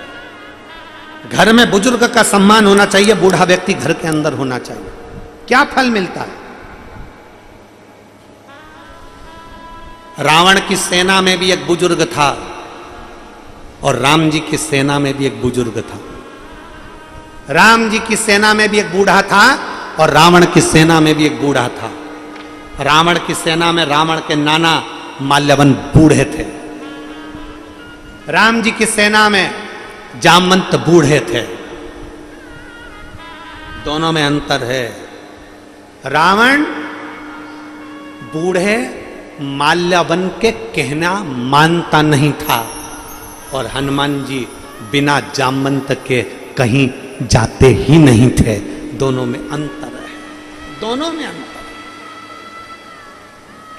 रावण बूढ़े का कहना नहीं मानता था, रावण बुजुर्ग का कहना नहीं मानता था, रावण बूढ़े का कहना नहीं मानता था। माल्यवन समझाते थे, मानता नहीं था। नाना जी समझाते थे, मानता नहीं था। माल्यवन बूढ़े के कहने पर नहीं चल, रावण बूढ़े के कहने पर नहीं चलता था, बुजुर्ग के कहने पर नहीं चलता था। और हनुमान जी जब लंका पर चढ़ाई करने के लिए जाते हैं तो जामवंत से पूछते हैं कि आप मुझे आज्ञा करें, मैं क्या करूं। जामवंत ने कहा कि ऐसे जाओ, ऐसा करना, वैसा करना, और रावण जी हनुमान जी चल देते हैं। हनुमान जी चल देते हैं। घर के बुजुर्ग के कहने पर अगर तुम चले हो तो यह पक्का है एक दिन लंका में आग लगाकर ही बनोगे, ये निश्चित है। थोड़ा बुजुर्ग का सम्मान हो। शिव महापुराण की कथा कहती है माता पिता का घर में आदर होना चाहिए, बुजुर्ग का सत्कार होना चाहिए, बूढ़े का आदर होना चाहिए, सम्मान होना चाहिए।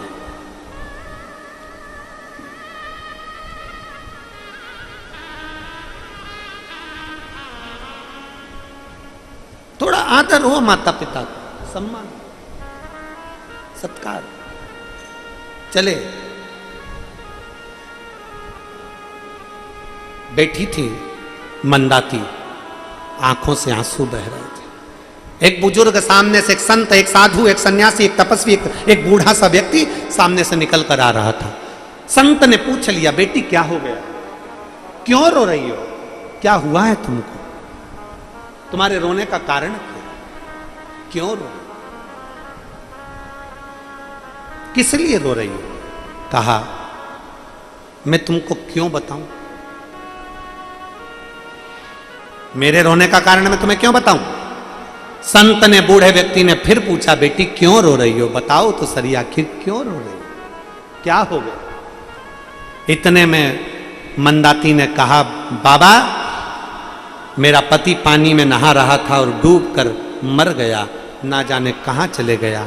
आज मेरे पति को गए हुए पूरा दिन हो गया, रात हो गई, सुबह हो गई, पर मेरा पति नहीं मिलता, मर गया, पानी में बह गया, उसको तैरना भी नहीं आता था।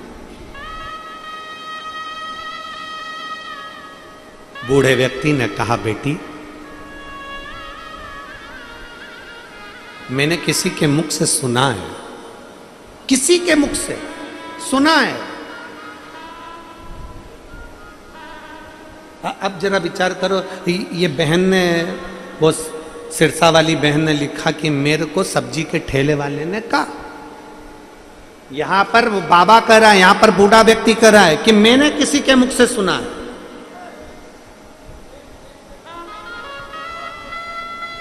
कि अगर घर में दुख आया है, तकलीफ आई है, कष्ट आया है, कोई परेशानी आई है, तो पार्थिव शिवलिंग का अगर निर्माण करा जाए और 7 वृक्ष की पत्तियों को तोड़कर 7 आचमन जल, 7 चुल्लू जल शिव को चढ़ाया जाए और 7 वृक्ष की पत्तियों को तोड़कर शंकर पर चढ़ाया जाए तो दुख कट जाता है। इतने में तो तुरंत मंदाती को गुस्सा आ गया और मंदाती को क्रोध आया और मंदाती ने कहा, ए बूढ़े, तुझ में अकल नहीं है?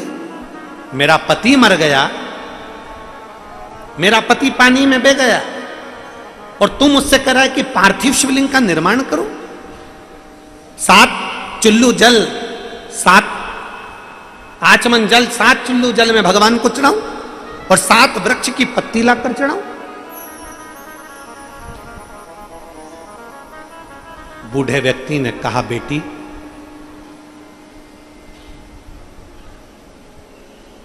मेरी बात मान ले, सोमवार की अष्टमी के दिन 7 चुल्लू जल या तुम्हारे हाथ में जो लोटा होता है पानी का, उस जल को जब डालते हैं 7 बार धीरे धीरे धीरे धीरे उत्तर की ओर मुख कर कर, दक्षिण में बैठकर उत्तर की ओर मुख कर कर जब 7 बार जल दिया जाता है, दल चढ़ाया जाता है, 7 वृक्ष की पत्तियों को तोड़कर शिव जी को चढ़ाया जाता है, कितना भी कष्ट का समय चल रहा हो, वो कष्ट का समय कट ही जाता है और कुछ अच्छी खबर मिलती जरूर है, कुछ अच्छा मिलता जरूर है। एक हरतालिका तीज के दिन फुलेरे का दर्शन, इधर हरियाणा में हरतालिका तीज होती है कि नहीं होती, हमको नहीं मालूम, नहीं होती। अगर नहीं भी होती है तो प्रयास करा करो कि शंकर जी के मंदिर में, अगर कहीं हरियाणा में हरतालिका तीज नहीं होती है तो शंकर के मंदिर में अपनी तरफ से एक डलिया लेकर या बांस की छबड़ी लेकर उसमें मालाएं लटकाकर शंकर के ऊपर जैसे वो जलाधारी लगी रहती है वैसे फूल की फुलेरा लगाना चाहिए, लगाना चाहिए। और मेरा निवेदन है यहाँ बैठी हुई सारी माताओं से, आपके नजदीक में जो शिव मंदिर हो, प्रयास करना कि हरतालिका तीज के दिन अपनी तरफ से एक फुलेरा अपने घर में तैयार कर लो, माला ही तो लटकाना, एक फूल झूमर जैसा, झूमर जैसा।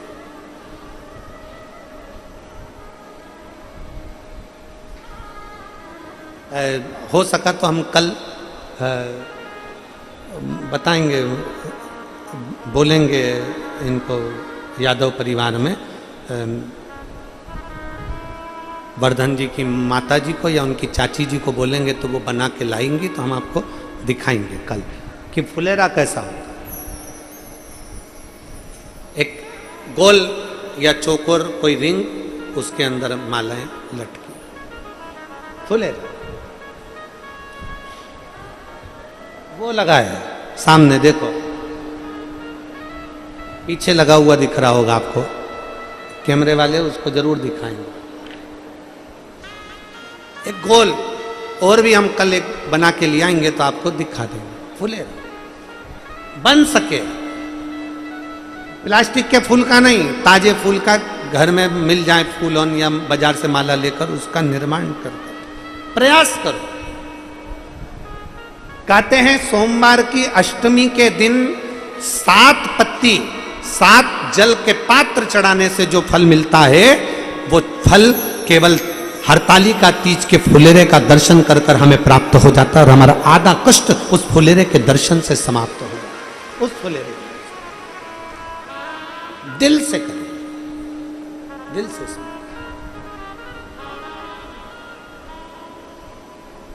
शिव तत्व कह रहा है, भगवान शंकर का चरित्र कह रहा है, शिव महापुराण की कथा कह रहा है, भगवान देवादिदेव महादेव का चरित्र।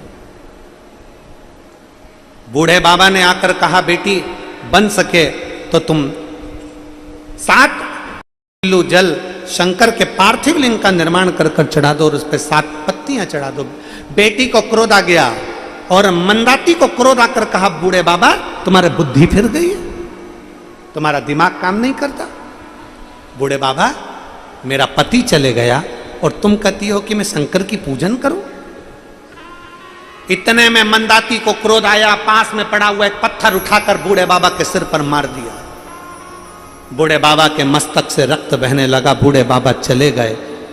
जैसे ही बूढ़े बाबा गए, मंदाती आंखों में आंसू भरकर अपने ससुराल की ओर जाने लगे।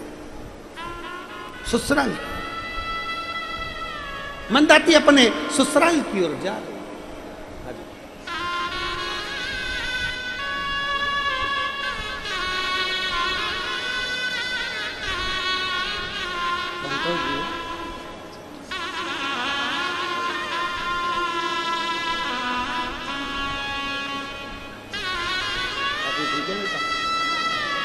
खाना वाना खा रहे हैं, अच्छा पानी वगैरह सब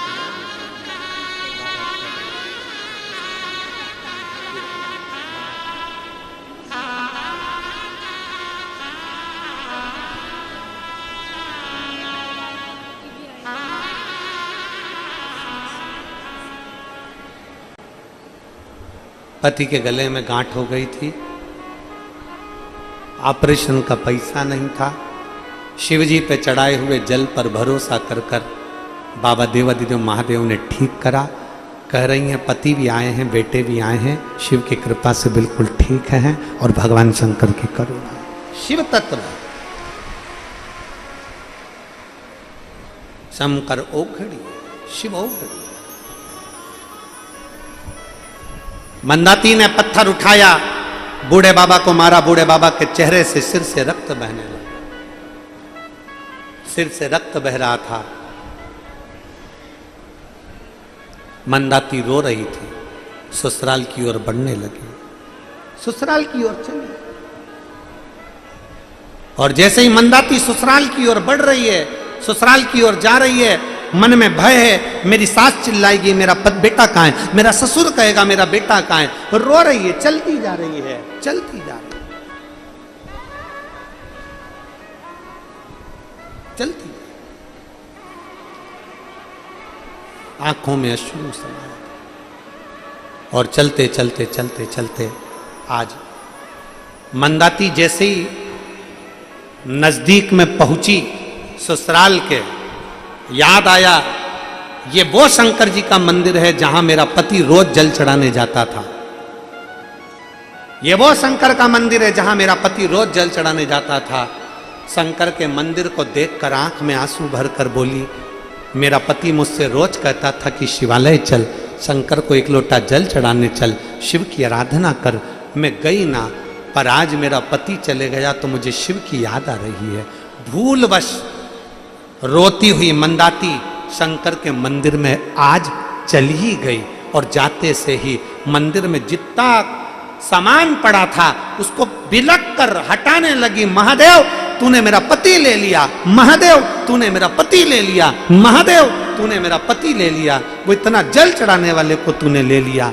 भूलवश मंदाती जैसे ही मुड़कर जाने लगी, बेलपत्री पत्तियां उसके साड़ी के पल्लू में अड़ गई, अड़ते से उड़ी, उड़कर शंकर पर जाकर गिरी। गिरते से ही मंदाती चक्कर खाकर नीचे गिरती है। मंदिर के लोग उठाकर उसको एक पेड़ के नीचे बिठा देते हैं। जैसे बिठाया, इतनी देर में वृक्ष के नीचे बैठी हुई मंदाती पर लोगों ने जल का छींटा दिया। जल का छींटा देते ही मंदाती क्या देखती है, उसके पास में एक पुरुष खड़ा हुआ है, वो उसको पानी पिला रहा है। पानी पीते समय पानी के पात्र में पुरुष का दर्शन किया। वो पुरुष कोई दूसरा नहीं था, मंदाती का पति उसके पास में खड़ा हुआ। मंदाती का पति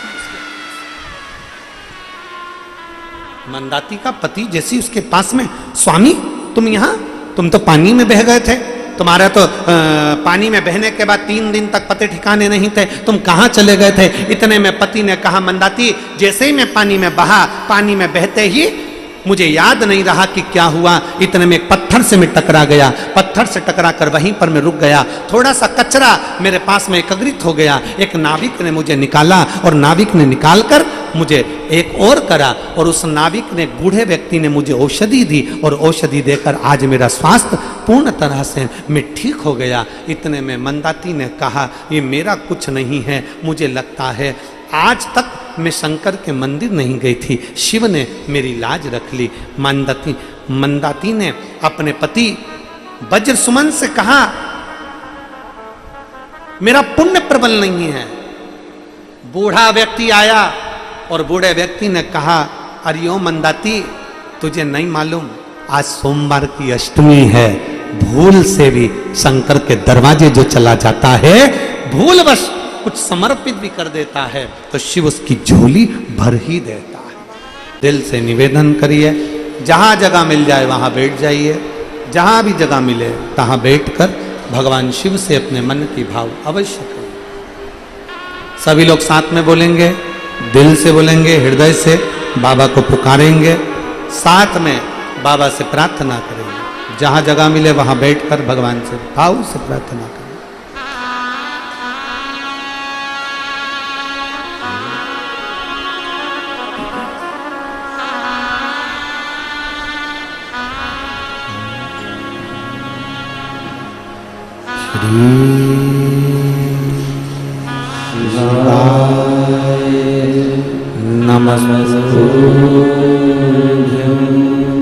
श्री शिवाय नमस्तुभ्यं, श्री शिवाय नमस्तुभ्यं, श्री शिवाय नमस्तुभ्यं, श्री शिवाय नमस्तुभ्यं। भोला सब दुख काटो हमारा, ओ भोला सब दुख काटो हमारा। शिव शंकर जपो तेरी माला, भोले बाबा जपो तेरी माला, भोला सब दुख काटो हमारा, ओ भोला सब दुख काटो हमारा। वेश है मंगल मंगलकारी, वेश है मंगल मंगलकारी। शमशान वासी हमारा, शमशान वासी हमारा, ओ भोला सब दुख काटो हमारा, ओ भोला सब दुख काटो हमारा। भगवान देवादिदेव महादेव का चरित्र कहता है, शिव महापुराण की कथा वर्णन करती है। मंदाती का पति लौट कर वापिस आया। जहां विश्वास है वहां शिव है, जहां विश्वास नहीं वहां शिव नहीं।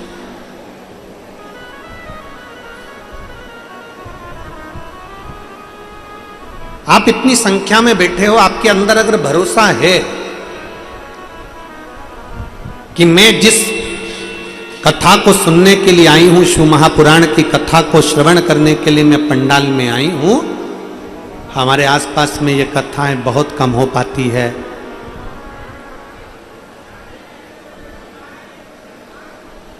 दिल्ली वाले हों, नोएडा वाले हों, हरियाणा वाले हों, हमारे आसपास में ये कथा नहीं मिल पाती, पर मिली है। यादव परिवार अगर करा रहा है और कथा मिली है तो इसको छोड़ो, सुनो इसको और विश्वास के साथ, भरोसे के साथ।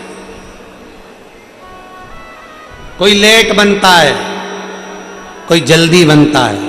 शिव को जल चढ़ाने वाला एक दिन सेठ जरूर बनता है। थोड़ा समय लग सकता है, थोड़ा सा समय हो सकता है कि देर। अभी एक पत्र है, देखिए।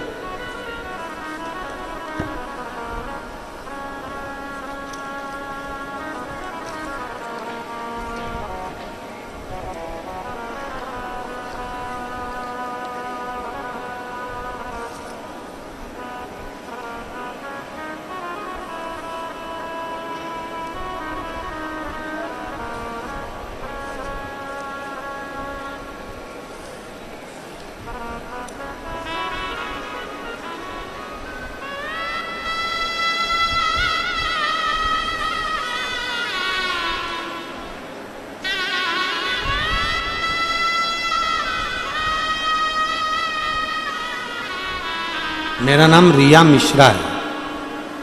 मैं सफदरजंग इनक्लेव नई दिल्ली से आई हूँ। मैं 22 वर्ष की हूँ गुरुदेव। कहीं बैठी हो तो बेटा हाथ हिलाइएगा, और अगर बैठे हो तो बेलपत्र लेने के लिए आ सकते हो। गुरुदेव, आप कहते हो ना कि पंडाल में बैठकर जो मांगा जाता है वो बाबा देता है। गुरुदेव, पर पंडाल में बैठने के लिए भी मैं एक बात कहना चाहती हूं। गुरुजी, दुनिया का व्यक्ति कितना भी प्रयास कर ले कथा के पंडाल में बैठकर कथा सुनने का, पर जब तक भोलेनाथ जी नहीं चाहते ना, तब तक वो पंडाल में भी नहीं पहुंच पाता। गुरुजी, मेरे पिताजी 30 साल से, मेरे पिताजी को 30 वर्ष हो गए, शराब के बिना 1 मिनट नहीं रह पाते। मदिरा का सेवन करते। गुरुदेव, शराब की वजह से ही उनकी तबीयत खराब रहती है। लोग अपशब्द कहते हैं, ताने देते हैं। अब करूं क्या? मैंने मेरी मम्मी से कहा, माँ, वो सीहोर वाले महाराज जी कहते हैं कि पंडाल में बैठकर जो मांगा जाता है बाबा देता है। मेरी माँ ने कहा कि अपने आसपास में कहीं कथा नहीं हो रही, कहाँ जाएं? मेरी माँ ने मन बनाकर सीहोर गई और 26 सितंबर 2023 की कथा को उन्होंने श्रवण किया। मैं भी उनके साथ गई, बाबा से प्रार्थना करी कथा के पंडाल में बैठकर कि मेरे पिताजी शराब छोड़ दें। गुरुदेव, हम कथा में से लौट कर आए, 10 दिन निकले और 10 दिन के बाद मैंने शिवजी का चढ़ा हुआ जल मेरे पिताजी को दिया, एक बेलपत्र खाने को दी। उस दिन का आखिरी दिन था जिस दिन से मेरे पिताजी ने 26 सितंबर के बाद से एक बार भी शराब को हाथ नहीं लगाया और मेरे पिताजी ने शराब को छोड़ दिया। मैं बाबा को धन्यवाद देती हूँ कि बाबा ने मेरी बात को स्वीकार किया। एक दिल से, भरोसे से, एक विश्वास के साथ। एक पत्र और है, देखिए।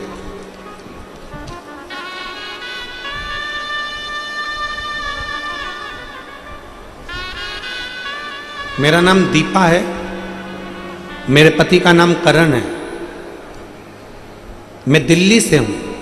कहीं बैठी हूं दीपा जी और करण जी, आप आकर बेलपत्र ले जा सकते हैं। कहीं बैठे हो तो हाथ हिला सकते हैं। हाँ ठीक है, आ जाइए, आ जाइए, बेलपत्र लेकर जाइए। मेरे ब्रेस्ट में एक गठान हो गई थी। दिल्ली के दीनदयाल अस्पताल में मैंने दिखाया, डॉक्टरों ने कह दिया कि ये गठान साधारण नहीं है, इसका ऑपरेशन होगा और इसको निकालना होगा। मैं घबरा गई। ब्रेस्ट की गठान वैसे भी लोग कहते हैं कि ठीक नहीं होती है। डॉक्टर से कहा, डॉक्टर साहब हम ऑपरेशन तो बाद में करा लेंगे, आप दवाई दे दीजिए। डॉक्टर ने कहा ठीक है, मैं 15 दिन की आपको दवाई देता हूं, पर आकर आपको ऑपरेशन करवाना पड़ेगा। हम 15 दिन की दवाई लेकर आ गए गुरुदेव। आप कहते हो कि कोई सी भी दवाई लो, कुंदकेश्वर महादेव के नाम से उसको खाना प्रारंभ करो। आप कहते हो कि डॉक्टर शिव का एक रूप होते हैं, इसलिए हमने डॉक्टर को शंकर माना है और शंकर मानकर उनसे दवाई लेकर आए। कुंदकेश्वर महादेव का नाम लेकर दवाई खाना प्रारंभ करा, शिवजी पे जल चढ़ाना प्रारंभ करा, एक बेलपत्र चढ़ी हुई खाना प्रारंभ करा, श्री शिवाय नमस्तुभ्यम बोलकर नंदी के पास बैठकर बेलपत्री खा लेती और बाबा से कहती, बाबा 15 दिन के बाद ऑपरेशन होना है, आप कृपा करेंगे तो सब अच्छा होगा। गुरुदेव, मेरे पति के साथ में 15 दिन के बाद में जांच के लिए गई, बेलपत्री खाकर जल पीकर गई और बाबा के भरोसे पर मुस्कुराती हुई गई, क्योंकि मेरा विश्वास कहता है कि मेरा शरीर ठीक हो जाएगा।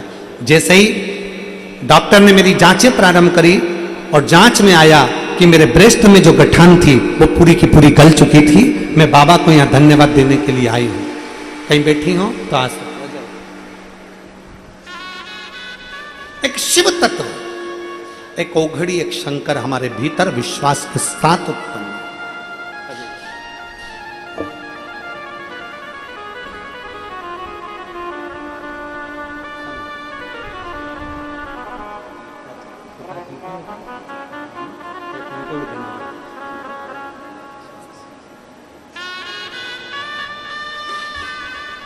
आपके पिताजी ने जैसी हिम्मत करी नशे को छोड़ने की, मेरा संपूर्ण देशवासियों से निवेदन है, आप भी अगर हिम्मत करोगे तो नशा मुक्त होगा मेरा भारत, ये निश्चित है। शिव तत्व की प्राप्ति, शंकरो, एक भरोसा, एक विश्वास के साथ शिव हमें प्राप्त होते हैं। और अगर विश्वास है तो शिव जरूर मिलेगा। देवराज नाम के ब्राह्मण जो कभी शंकर के मंदिर नहीं गए, कभी शिवालय नहीं गए, कभी शंकर की चौखट पर नहीं गए, कभी शंकर के द्वार नहीं गए, वो देवराज ब्राह्मण भी शिव तत्व को प्राप्त कर।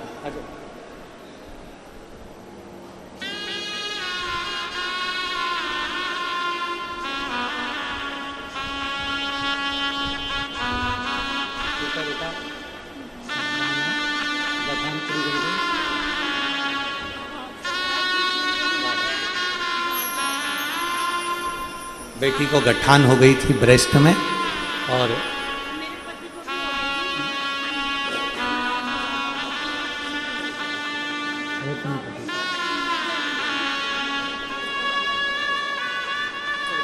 शिव कृपा से ब्रेस्ट की गठान, बाबा शिव को जल चढ़ाते चढ़ाते हम फिर निवेदन करेंगे, डॉक्टर शिव का एक रूप है, दिखाओ, जांच भी कराओ, वो दवाई दे, उसको कुंदकेश्वर महादेव के नाम से खाओ और साथ में शंकर पर एक लोटा जल जरूर। सारी समस्या का हल एक लोटा। और मूलम स्मरण करो शिव महापुराण का, श्री शिवाय नमस्ते। मूल स्मरण। देवराज चोरी के धन को लेकर शंकर के मंदिर में पहुंच गए, जहां पर शिव महापुराण की कथा हो रही थी। आवाज लगा रहे थे, हर हर महादेव। जैसे ही आवाज लग रही थी, देवराज को क्रोध आ रहा था कि मेरे सर में दर्द हो रहा है, और यहां ब्राह्मण चिल्ला रहे, संत चिल्ला रहे, साधु चिल्ला रहे।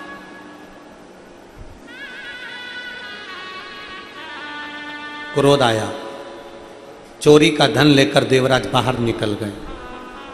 एक क्षण की, केवल एक क्षण की शिव पुराण उनने सुनी, एक क्षण।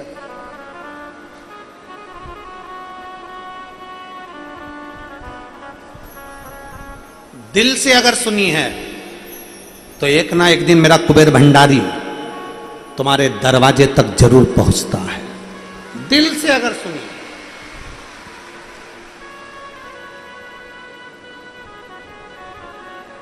दिल से अगर श्रवण करिए तो मेरा कुबेरेश्वर बाबा जरूर पहुंचे। सुना, चला, शरीर में ताप इतना था, चलते चलते बेलपत्री के वृक्ष के नीचे उसके प्राण छूट गए। भगवान शंकर नंदी पर बिठाकर उसको लेकर जा रहे। उसके मन में खलबली हो रही है कि मेरे जैसा चोरी करने वाला पापी, मेरा जैसा छल करने वाला पापी, और भगवान शिव आप मुझे नंदी पर बिठा कर ले जा रहे हो, ये कैसे हो सकता है? कैसे? शंकर भगवान ने कहा, सुन देवराज, तेरी मां मेरे शिवालय में आकर एक लोटा जल समर्पित करती है और उसी एक लोटे जल का यह प्रमाण हुआ कि तुझे शंकर के मंदिर में शिव महापुराण कथा सुनने का मौका मिला और बेलपत्री के नीचे तेरे प्राण छूटे। ये उसका फल है।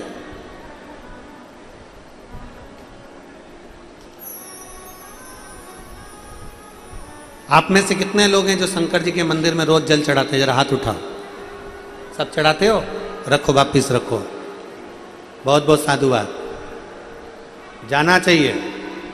घर के बच्चों को, घर के माता पिता, ये जितने पत्र हैं ना, अभी बाकी के पत्र तो हम पढ़े नहीं हैं, ये जितने पत्र हैं, इस पत्र में किसी के यहाँ 14 साल में, किसी के यहाँ 7 साल में, किसी के 8 साल में, किसी के ब्रेस्ट में, किसी के गले में, किसी के कहीं, किसी के कहीं कोई गठान, कोई बड़े से बड़ा रोग भी है। अगर शिव के मंदिर में जा रहे हो, शंकर के मंदिर में एक लोटा जल चढ़ा रहे हो, शंकर के मंदिर में पहुंचकर एक लोटा जल समर्पित कर रहे हो, तो ये निश्चित है कि मेरा भोलेनाथ तुम्हारे दुख को काटेगा जरूर। थोड़ी देरी हो सकती है पर दुख कटेगा जरूर। शिव प्राप्त करे।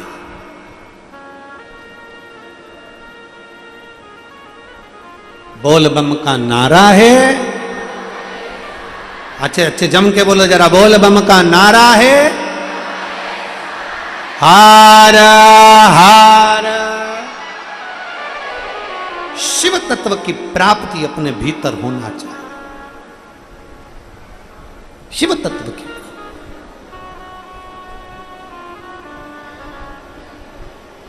एक बिंदुक नाम का ब्राह्मण था जिसकी धर्मपत्नी का नाम चंचुला था।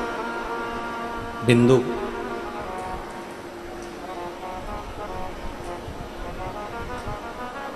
पानी में डूबकर मर गया था, इसलिए प्रेत योनि में चले गए। हमने कथा में पहले बताया है कि 3 तरह से मरे हुए व्यक्ति की मुक्ति नहीं होती। पहला, पानी में डूबकर मरा हुआ। दूसरा, सर्प के डसे से मरा हुआ। और तीसरा, स्त्री के हाथ से मरा हुआ। स्त्री के हाथ से इनकी गति नहीं।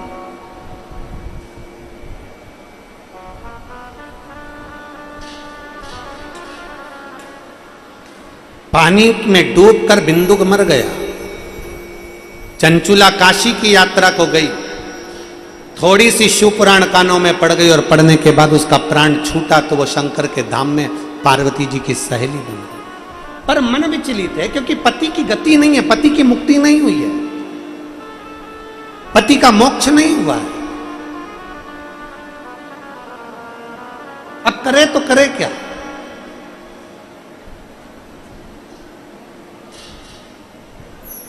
मौन होकर बैठ गई। पार्वती जी ने एक बार पूछ लिया, चंचुला तेरे चेहरे पर मुस्कान नहीं है, प्रसन्नता नहीं, क्या हुआ? चंचुला कहती है मेरे पति की मुक्ति नहीं है। तो तू शिव महापुराण की कथा क्यों नहीं करवाती? किससे करवाऊं?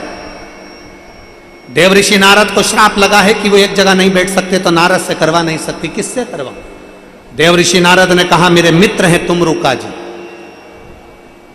शिव जी का एक नाम है तुमरुकेश्वर महादेव। हम पहले भी कथा में कहें, आज फिर कहते हैं, अगर 20 साल तक भी औलाद नहीं हुई हो, 25 साल तक भी औलाद नहीं हुई हो, 24 साल, 25 साल, 30 साल तक भी अगर औलाद नहीं हुई है, तो एक सफेद आंकड़े की जड़ पति पत्नी दोनों लेकर आए। रजो धर्म के 7वें दिन तुमरुकेश्वर महादेव का नाम लेकर शिव जी पैर से घुमाकर 21 बार कमर में शंकर के शिवलिंग का दर्शन करते हुए नंदी के पास खड़े होकर शिव का दर्शन करते करते उसको बांधे। 7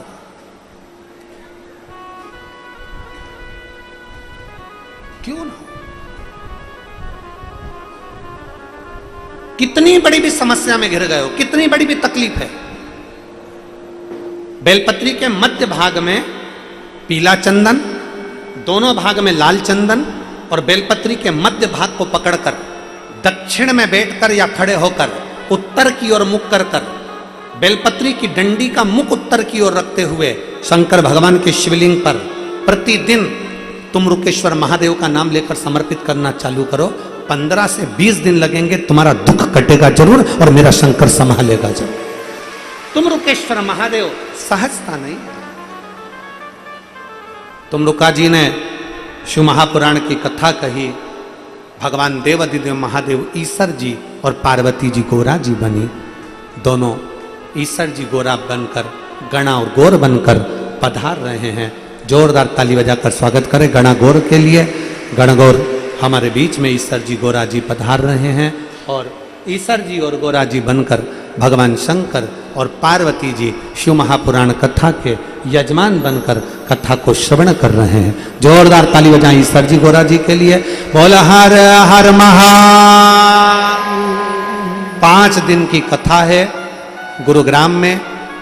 हरतालिका फुलेरा शिव महापुराण की कथा चल रही है। आज कथा का प्रथम दिवस।